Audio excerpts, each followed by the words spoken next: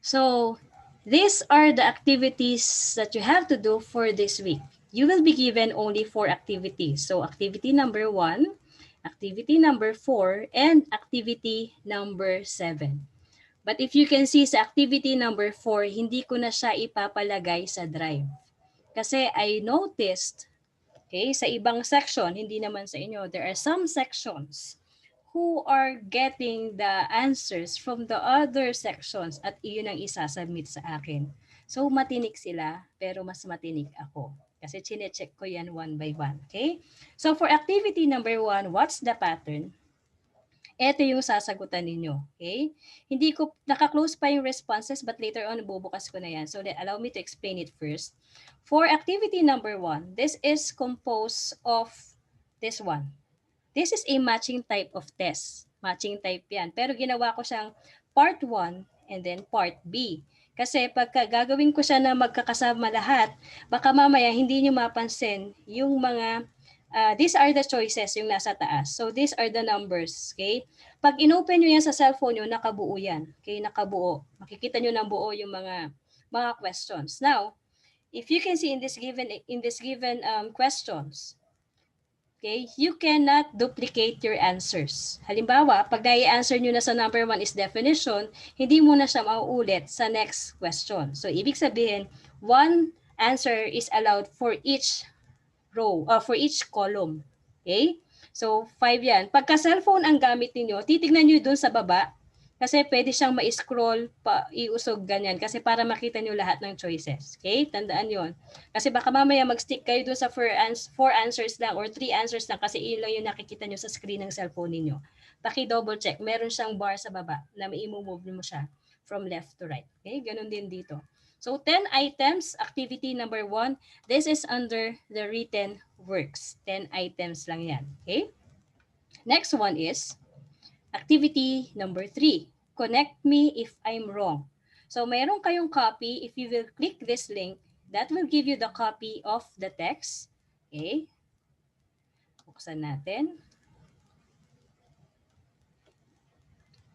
Okay, this is the same copy that you can find in your PDF copy of your module. Okay, if you can see here, activity number 4, connect me if I'm wrong. Kung mapapansin nyo dyan, I want you to submit to me the same, okay, the same document. Okay, kasi may nangyayari kasi na iba. Make sure to write your name. Make sure to have your signature kasi ang nangyayari, may iba kumokopya ng sagot word per word. So, paanong gagawin dito? Okay? You're going to write this in paragraph form. So, ibig sabihin, wala kayong babaguhin sa sentences. Ito lahat, isusulat in paragraph form. But of course, since this one is not yet arranged chronologically or logically, i-arrange nyo muna siya from 1, 2, 3, 4, 5, 6. Okay? Hindi ko naman i-check yung numbering dito. Huwag kayong mag-alala. Ang i-check is yung mismong paragraph. So, ibig sabihin, you're going to arrange this in paragraph form.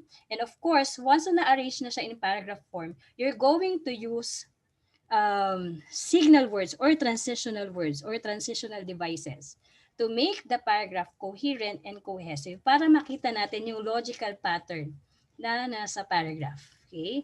Sige, just to give you a clue, this one is a comparison and contrast logical pattern para mas madali. So meaning to say, use transition words under that comparison contrast logical pattern. Okay? Pag sinulat yung sagot, ika-copy-paste lang yan dito sa part na to. Naka-arrange na yung paragraph in chronological, in their order, and then use appropriate. Not necessarily every sentences merong transitional devices. Tignan nyo lang yung part na kailangan nyo siyang i-connect using transitional devices. And this one is 10 points. Is the highest, the lowest is 3 points. So walang mazi-zero dito.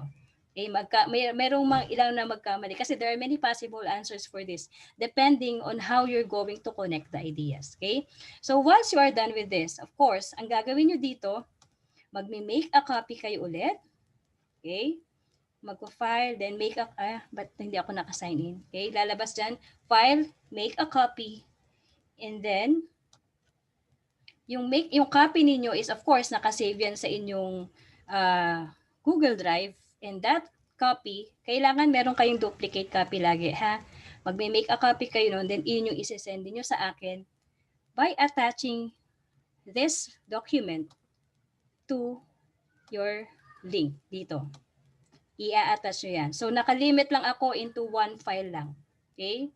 Kung magpipicture kayo, isang picture lang. Pero make sure may pangalan yung mga documents ninyo. Ayoko kasing maulit na may kumukopya from other sections. Yun ang mangyayari. Or, hindi man makopya from other sections kasi wala na yung drive, magsishare ng sagot. Okay? I-edit lang yung pangalan. Yun ang nangyayari. Okay? Madaling ma-identify pag kinopya or hindi. Okay?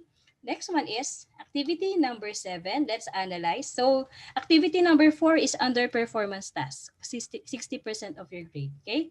And activity number 7 is self or evaluate yourself. So, this one is under written works.